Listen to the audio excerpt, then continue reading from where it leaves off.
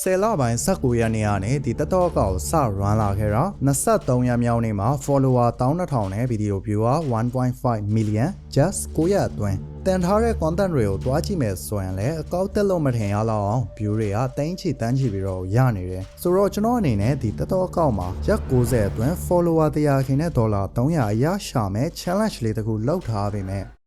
တနလာပိုင်း၄ရက်နေ့စပြီးတော့ TikTok မှာငွေစားဖို့လုံးဝကိုမလွယ်ကူတော့ပါဘူး။ဘာလို့လဲဆိုရင်ဒါပေမဲ့ဒါတိတ်မမှန်ဘူးလို့ပြောလို့ရတယ်။တက်တော့မြန်မာ view ကိုအရင်ကတည်းကပတ်စံမပေးတာ။ဘာကြောင့်လဲဆိုရင်တက်တော့မြန်မာနိုင်ငံလူတွေတောင်းတဲ့အချိန်သူတို့စီမှာကြော်ညာမတက်ဘူး။တက်တော့ monetization ကကျတော့ကိုဗီဒီယိုမှာကြော်ညာတက်ပြီးတော့ရလာတဲ့ပတ်စံတွေကိုအဓိကထားပြီးတော့ကိုပြန်ပြီးတော့ခွဲပေးတာ။မြန်မာ audience တွေကို target ထားပြီးတော့လောက်ထားတဲ့ content နဲ့ဒေါ်လာရတယ်ဆိုတာလေ။သူတို့က VPN ကိုခံသုံးလို့ဒါမှမဟုတ် monetization ပွင့်တဲ့နိုင်ငံကနေကိုဗီဒီယိုကြည့်နေလို့ဆိုတော့ကျွန်တော်တို့ဒီဗီဒီယိုထဲမှာကိုကမြန်မာ audience တွေကို target မထားဘဲနဲ့global audience တွေကို target ထားပြီးတော့ content လုပ်မယ်ဆိုလို့ရှိရင်ဘယ်လို content တွေကိုလုပ်လို့ရလဲကိုဗီဒီယို view တွေတက်အောင်ကျွန်တော်တို့ကတက်တော့ရဲ့ algorithm ကိုအကျိုးရှိဘယ်လိုအသုံးချလို့ရလဲကိုရဲ့တက်တော့အကောက်ကိုလွယ်လွယ်နဲ့မြန်မြန် grow ဖြတ်စေချင်တယ်ဆိုရင်တော့သိထားရမယ့်အချက်တွေတက်တော့ကနေဒေါ်လာများများရှာချင်သိထားရမယ့် content အမျိုးအစားတွေအကုန်လုံးကိုကျွန်တော်တို့တူဒီဗီဒီယိုထဲမှာကြည့်လိုက်ကြအောင်တက်တော့အနေဝင်ငွေရှာမယ်ဆိုတာနဲ့ကျွန်တော်တို့က step တွေအကုန်ကြော်ခွာပြီးတော့တက်တော့ monetization ဆိုတဲ့အရာကိုပဲအရင်ဆုံးမြင်ကြတယ်ပြီးရင်ကျွန်တော်တို့တင်လိုက်တဲ့ content က view လည်းမရတော့ဘူး view မရတော့ monetization လည်းမရတော့ဘူးပုံမှန်အဖြစ်တက်တော့က 100k view ကိုဒေါ်လာ80နဲ့100ကြားကိုပေးတယ်တစ်လအတွင်းကျွန်တော်တို့က1 million view အထိ generate လုပ်နိုင်မယ်ဆိုရင်ကိုယ့်ရဲ့ RPM လိုက်1 million view ကိုဒေါ်လာ100အထိကိုရှာနိုင်တယ်ဒါပေမဲ့ခင်ဗျားတင်လိုက်တဲ့ video ကမြန်မာ audience တွေကိုအဓိကtarget ထားရဲဆိုရင်တော့1 million view ကို$15နဲ့$50လောက်ပဲရပါတယ်ဒါတောင်ဒီ1 million view ကိုတက်တော့ qualifying view 9စက္ကန့်အထက်ကြည့်တဲ့ view ကိုတည်တံ့ခွဲထုတ်ပြီးတော့ဒေါ်လာပေးတာဖြစ်တဲ့အတွက်ဗီဒီယိုတစ်ပုဒ်မှာ1 million view ရခဲ့မယ်ဆိုရင်တော့မှပဲ1 million view ကိုခန့်မှန်းခြေ$10နဲ့$25လောက်တော့ရတယ်ဒါဆိုကျွန်တော်တို့ကတစ်လအတွင်းတက်တော့ကနေဒေါ်လာ100အရရှာချင်တယ်ဆိုရင်တော့ကိုယ့်ရဲ့ total view ကလည်းအနည်းဆုံး8 million ကနေ10 million လောက်ရှိထားမှုလိုအပ်ပါတယ်ဒါပေမဲ့တက်တော့ဖာကနေခုလိုက်ရှိထုတ်လိုက်တဲ့စီကံအရာကိုဗီဒီယိုမှာဒေါ်လာရမို့တွတ်ဆွမ်းတော့ကိုဗီဒီယိုကြည့်မဲ့ audience တွေကလည်း monetization ရတဲ့နိုင်ငံတွေထဲမှာနေတဲ့လူတွေဖြစ်နေမှုကအရေးကြီးပါတယ်အဲ့ဒါကြောင့်ကျွန်တော်တို့က10 million view ထိရခဲ့မဲ့ဆွမ်းတော့မှပဲကိုဖာကန်ကောင်းရင်တော့ဒေါ်လာ50နဲ့ဒေါ်လာ100လောက်တော့ရနိုင်ခြေရှိပါသေးတယ်တက်တော့ကနေ10 million view ရမို့တွတ်ဆွမ်းတော့ကျွန်တော်တို့ကတက်တော့ရဲ့ algorithm ကဘယ်လိုအလုပ်လုပ်လဲဆိုတာကိုအရင်ဆုံးနားလည်ထားမှုလိုအပ်ပါတယ်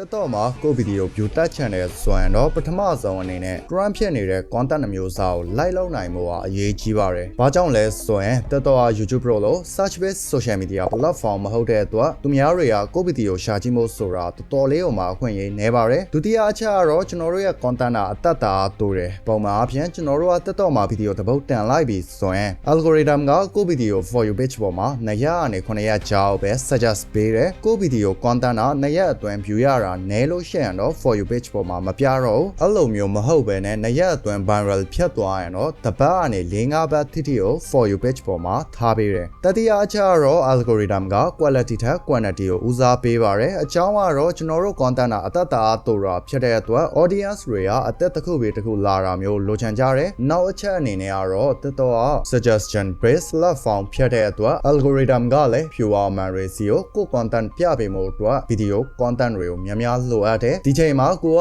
algorithm ကို content မပေးဘူးဆိုရင်တော့ algorithm ကကို audience တွေကိုတခြားလူတွေရဲ့ video content တွေကိုစားထိုးပြီးတော့ပြပါတယ်ဒါ algorithm ဘယ်လိုအလုပ်လုပ်လဲဆိုတဲ့အချက်တွေပဲရှိသေးတယ်တက်တော့မှာလွယ်လွယ်နဲ့မြန်မြန် grow ဖြတ်ချင်တယ်ဆိုရင်တော့ခင်ဗျားတို့အနေနဲ့မှန်ကန်တဲ့ niche တစ်ခုရွေးထားမှုကလည်းအရေးကြီးပါတယ်အကယ်၍ကျွန်တော်တို့က niche တစ်ခုကိုတေချာမရွေးဘဲနဲ့တင်ချင်တဲ့ content တွေကိုပဲစွတ်တင်သွားမယ်ဆိုရင်လေကို video တွေကဘယ်တော့မှ view တက်လာမှာမဟုတ်ပါဘူးတက်တော့မှာ grow ဖြတ်မှုလို့သူက niche ရွေးမယ်ဆိုရင်ကျွန်တော်တို့ကိုယ်တိုင်စိတ်ဝင်စားပြီးတော့ consistency မပြတ်အောင် edit လုပ်နိုင်တဲ့ niche ကိုရွေးရလိမ့်မယ်ဆိုတော့တက်တော့မှာအချိန်တိုတွင် viral ဖြစ်စေမယ့် niche ကိုရွေးချယ်မယ်ဆိုရင်တော့လက်ရှိတက်တော့မှာလူတွေကဘယ်လို content တွေကိုကြည့်ရတာသဘောကျလဲဘယ်လို content တွေက viral ဖြစ်လဲ trend မှာသွားနေလဲဆိုတာတွေကိုတခြားလေး analyze လုပ်ပြီးတော့ niche ရွေးချယ်မယ်ဆိုရင်တော့တခြားပေါက်တစ်လအတွင်း grow ဖြတ်သွားလိမ့်မယ်ဒါပေမဲ့ကျွန်တော်တို့က trend ကို base ခံပြီးတော့ niche ရှာထားတာဖြစ်တဲ့အတွက် long term အနေနဲ့ကြည့်မယ်ဆိုလို့ရှိရင်တော့ဒါ ဒါမျိုးနဲ့ရှာရာ risk ယူတယ်လို့ပဲအချိန်မရွေးကိုကောက် press ဖြတ်ပြီးတော့ view ချ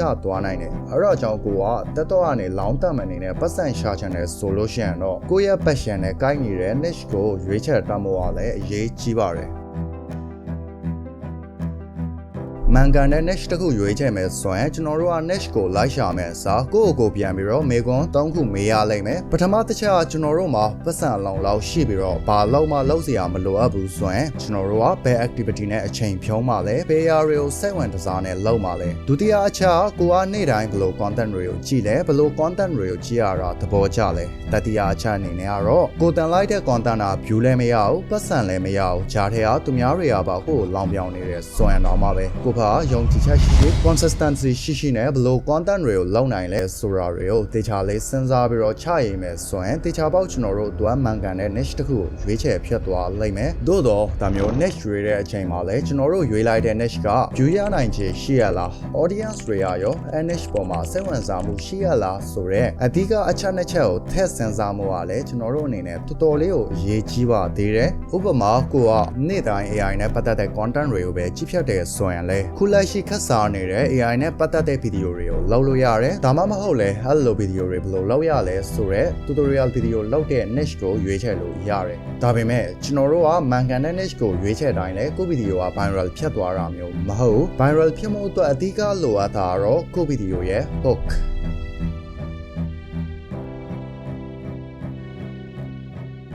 view တွေများအောင် follower တွေတက်အောင် viral ဖြစ်အောင်ဘယ်လိုလုပ်ခဲ့လဲဆိုပြီးခဏခဏလာမင်းနေကြလို့ပေါ့နော် 0k follower နဲ့2လအတွင်း 40k follower ထိအောင်လုပ်ခဲ့တဲ့ tips and tricks ဒါကို hook လို့ခေါ်ရဲတက်တော့ကိုင်းနဲ့ပတ်သက်တဲ့ဗီဒီယိုတွေရဲ့အစား3စက္ကန့်ကနေ5စက္ကန့်အတွင်းမှာတက်တော့မှာ view မတက်ရင်ဒါတွေလောက်ရတယ်ဆိုကြရကျွန်တော်တို့ရဲ့ conscious mind ကတစ်စက္ကန့်ရပြီးတော့စဉ်းစားလိုက်တယ်ငါဗီဒီယိုက view တက်နေတာလည်းမဟုတ်ငါသာဒီဗီဒီယိုအဆုံးထိကြည့်လိုက်မယ်ဆိုရင်ငါဗီဒီယိုတွေ view တက်လာလိမ့်မယ်ဆိုပြီးတော့အုံနောက်ထဲက Armet Dala ကို signal ပို့လိုက်တယ် Armet Dala အဲ signal ကိုရလိုက်တဲ့အချိန်မှာဒီဗီဒီယိုအဆုံးထိမကြည့်ရင်ကိုယ့်အတွက်ဆုံးရှုံးမှုရှိတယ်လို့သတ်မှတ်လိုက်ပြီးတော့အဲဗီဒီယိုမှာ hook မိသွားရော hook ကကိုယ့်ဗီဒီယို viralဖြစ်အောင် audience တွေကိုဗီဒီယိုမှာ hook လောက်ထားနိုင်ပေမဲ့ကိုက hook ဘယ်နှမျိုးရှိလဲဆိုတာတွေကိုမသိထားဘူးဆိုရင်ဗီဒီယိုမှာကိုသုံးလိုက်တဲ့ hook အမှားကြောင့်ပဲ audience တွေကကိုဗီဒီယို skip လုပ်သွားနိုင်ခြေအရန်အောင်မှာများပါတယ်ကိုဗီဒီယိုအဆုံးထိကြည့်အောင် viewer တွေကိုကိုဗီဒီယိုမှာ hook လောက်ထားချင်တယ်ဆိုရင်တော့ကျွန်တော်တို့က hook နောက်ွယ်က psychology နဲ့ hook ကိုဘယ်လိုအသုံးပြုရမလဲဆိုတာတွေကိုအရင်ဆုံးကွဲကွဲပြားပြားနားလည်ထားဖို့လိုအပ်ပါတယ်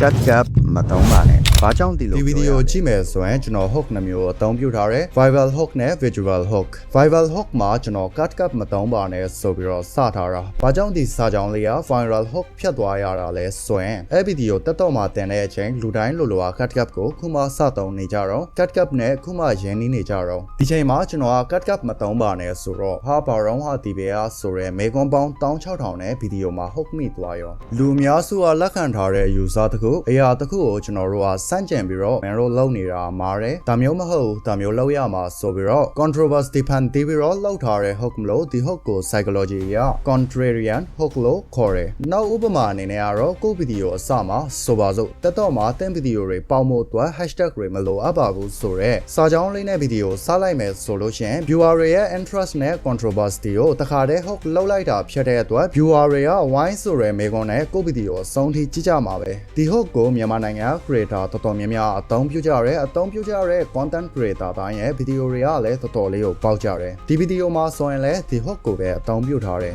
အဲ့ရှိမှာကြည့်လိုက်တဲ့ဗီဒီယိုမှာတော့ဒီ hook ကိုမသုံးထားဘူး problem or solution hook ဆိုရဲ hook မျိုးစာကိုအသုံးပြုထားတယ်ဒီ hook နှစ်ခုလုံးကတူတယ်လို့ထင်ရပေမဲ့မတူပါဘူး problem or solution hook ဆိုတာဒါလောက်ရခတ်နေရင်ဒီဗီဒီယိုကြည့်ဒါမှမဟုတ်ခမည်းဒီအရာကိုလိုချင်လို့ရှိရင်ဒီအရာလောက်တာကိုရက်ဒါမျိုး etc ပေါ့ viewer တွေကြုံတွေ့နေရတဲ့ပြဿနာတွေကိုကိုဗီဒီယိုမှာဖြေရှင်းချက်ပေးထားပါတယ်ဆိုပြီးတော့ကိုဗီဒီယိုမှာ hook လောက်လိုက်တာမျိုးဒီ hook နဲ့နည်းနည်းပုံစံတူပြီးတော့တော်တော်ကအကြီးတွေအသုံးပြုကြတဲ့နောက်ထပ် curiosity hook ဆိုတဲ့ hook တစ်မျိုးလည်းရှိသေးတယ်ဒီ hook ကကျတော့လူတွေနားလည်မှုလွဲနေတဲ့အရာတွေလူသိမသိတဲ့အချက်တွေကိုကိုဗီဒီယိုထဲမှာပြောပြမယ်ဆိုပြီးတော့ audience တွေကိုဗီဒီယိုထဲမှာ hook လောက်လိုက်တာမျိုးဥပမာဒီအကြောင်းအရာတွေကိုဘယ်သူမှခမည်းကိုလာပြီးတော့ပြောပြမှာမဟုတ်ဘူးဒါမှမဟုတ်ဒီဗီဒီယိုအဆုံးထိကြည့်ပြီးသွားရင်ဘာဖြစ်မလဲဆိုတာကိုခမည်းတို့ခန့်မှန်းနိုင်မှာမဟုတ်ဒါ ပေမဲ့ကိုကကိုဗီဒီယိုမှာဘလောက်ပဲကောင်းတဲ့ဟုတ်ကိုသုံးနေပါစေကိုရဲ့ဗီဒီယိုက audience အမှန်စီကိုမရောက်သွားဘူးဆိုရင်လေကျွန်တော်တို့ဗီဒီယိုက view မတက်ပြန်အောင်ဆိုပါစို့ကိုက game store ရဲ့ gameplay နဲ့ပတ်သက်တဲ့ content တွေပဲကြည့်တယ်ရုပ်တရက်ကိုရဲ့ for you fit ပေါ်မှာအစားတောင်းတဲ့သက်ဆိုင်တဲ့ဗီဒီယိုကြီးကောက်ပေါ်လာရင်အဲ့ဗီဒီယိုဘလောက်ပဲကောင်းကောင်းကျွန်တော်တို့စိတ်ဝင်စားတဲ့ niche မဟုတ်လို့အဲ့ဗီဒီယိုကျွန်တော်တို့ကဆက်ကြည့်ကြမှာမဟုတ် scroll လုပ်ပြမှာပဲအဲ့လိုပဲကျွန်တော်တို့ဗီဒီယိုလည်းတခြားလူတွေမှာအဲ့လိုမျိုးသွားဖြတ်နေလို့ရှင်သူတို့ကလည်း scroll လုပ်ပြမှာပဲအဲ့တော့ကြောင့်ကိုဗီဒီယိုဟုတ်တဲ့အရေးကြီးတာ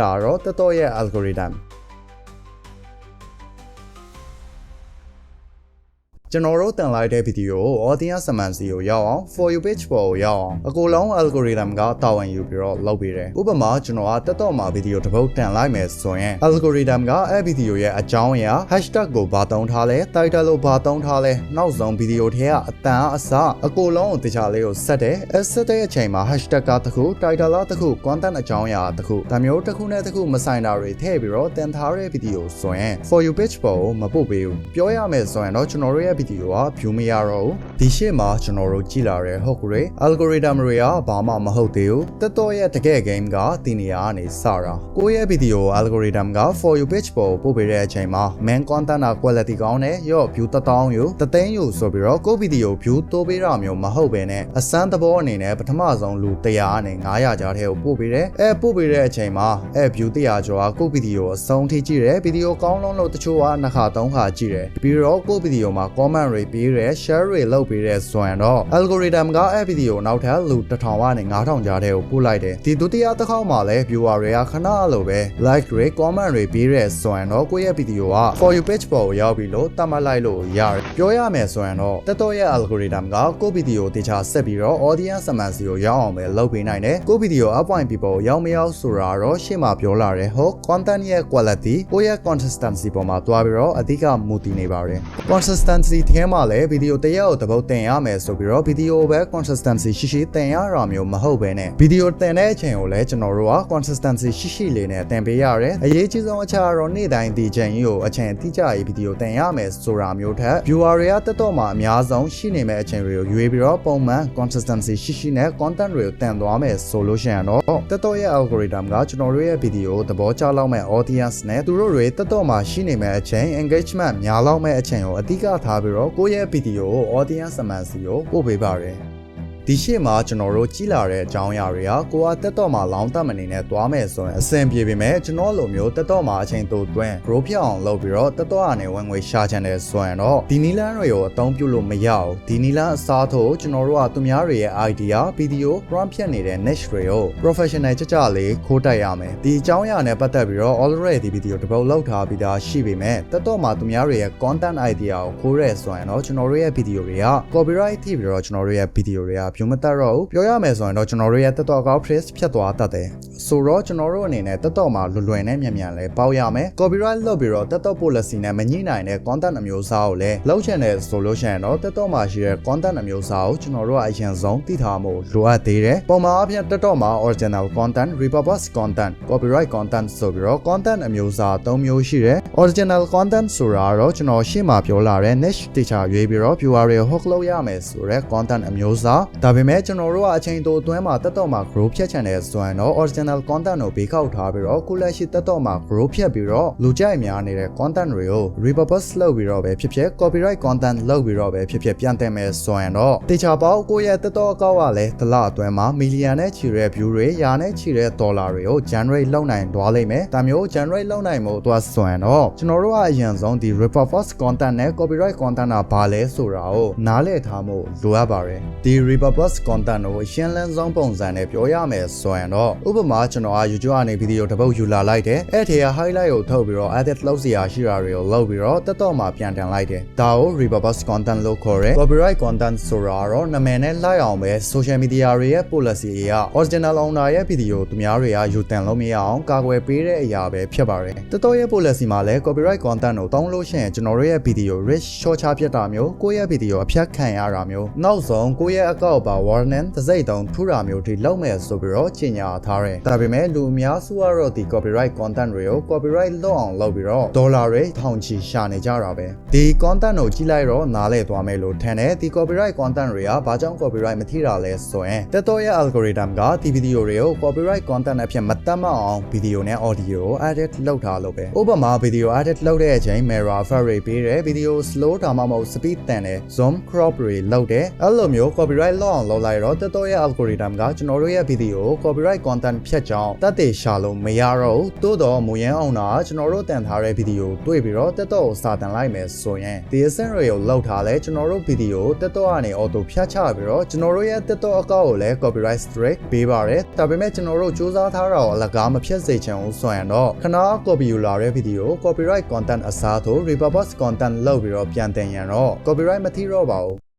He milked the venom from the snake before injecting it into his veins. အကြောင်းကတော့ကျွန်တော်တို့က video edit လုပ်တဲ့အချိန်ကိုယ့်ရဲ့အတန်းပုံတွေကိုထည့်ပြီးတော့လုပ်တာဖြစ်တဲ့အတွက် edit လုပ်ပြီးတဲ့ video က video ဆိုတဲ့ category ထဲကိုပါလာတယ်ဒီ category ထဲကိုလာတဲ့ content တွေကိုသူ့ရဲ့စီကံအတိုင်း edit လုပ်လိုက်မယ်ဆိုရင်တော့ copyright လုံးဝမထိတော့ပါဘူးဒါမှမဟုတ် brother တို့အနေနဲ့ဒါမျိုး copyright content တွေ repurpose content တွေလို့လုပ်ရလဲဆိုတော့ step တွေအကုန်လုံးတခြားလေးကြည့်ချင်တယ်ဆိုရင်တော့ကျွန်တော် package လေးတစ်ခုလုပ်ပေးထားပါတယ် package ထဲမှာ Japan region တော်တော်ကောက်ဖွင့်နေပြီးတော့ခုလက်ရှိတော်တော်အားမြန်မာပြည်ကိုပတ်စံမပေးဘူးလို့ပြောထားတယ်ဆိုတော့ကျွန်တော်တို့အနေနဲ့မြန်မာပြည်ကို target မထားဘဲနဲ့ global audience တွေကို target ထားပြီးတော့ဘယ်လို content တွေကိုလုပ်လို့ရလဲဆိုတဲ့အကြောင်းအရာတွေအပါအဝင်တော်တော်ရဲ့ algorithm နဲ့ psychology အကြောင်းကိုတိတိကျကျအသေးစိတ်ရှင်းပြထားပြီးတော့ကျွန်တော်ရဲ့ Alight Motion Basic Course AI Course YouTube Course ဒီ course တုံးခုလုံးဒီ package ထဲမှာပေါင်းပေးထားပါတယ် package ရဲ့ဈေးနှုန်းကတော့ Christmas အကြိုအနေနဲ့